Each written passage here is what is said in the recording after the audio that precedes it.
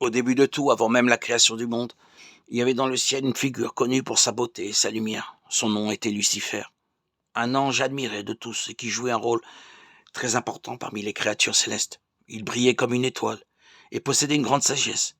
Mais il y eut un moment où un changement drastique se produisit. Cet ange, aimé et vénéré, chuta du ciel et cette chute n'était pas simplement une descente physique, mais une transformation de son être. D'une position d'honneur, il passa à une réalité complètement différente, marquée par la séparation du lieu qu'il appelait autrefois chez lui, et bien pire encore, il s'éloigna complètement de la gloire de Dieu. L'histoire de la chute de Lucifer du ciel avec un tiers des anges et sa transformation en Satan est mentionnée dans des passages bibliques, des livres d'Isaïe, d'Ézéchiel et même dans l'Apocalypse. Cet archange de Dieu, le roi des ténèbres et le prince de ce monde. De plus, je vais vous aider à identifier si vous êtes influencé par l'ennemi dans les mêmes domaines qui ont fait chuter Lucifer, afin que de ne pas vous éloigner de Dieu, comme cela lui est arrivé. Une des raisons qu'a fait chuter Lucifer. Le premier motif est bien sûr l'orgueil. Cet ange voulait que le monde entier tourne autour de lui.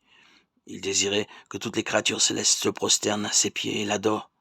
Et pour lui, ce n'était pas suffisant d'avoir un rôle important dans le royaume de Dieu, car il voulait être Dieu lui-même. Voyez ce que dit le Seigneur et ce qu'il révèle au prophète Isaïe à ce sujet. Te voilà tombé du ciel, astre brillant, fils de l'aurore, tu es abattu à terre. Toi le vainqueur des nations, tu disais en ton cœur, je monterai au ciel, j'élèverai mon trône au-dessus des étoiles de Dieu. Je m'assirai sur la montagne de l'assemblée à l'extrémité du septentrion.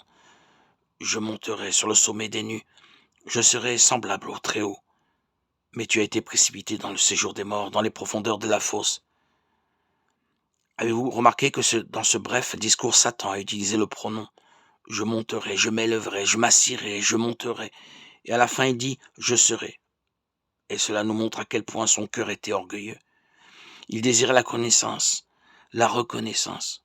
C'est pourquoi il n'imagina aucun effort pour convaincre les autres anges de rester à ses côtés.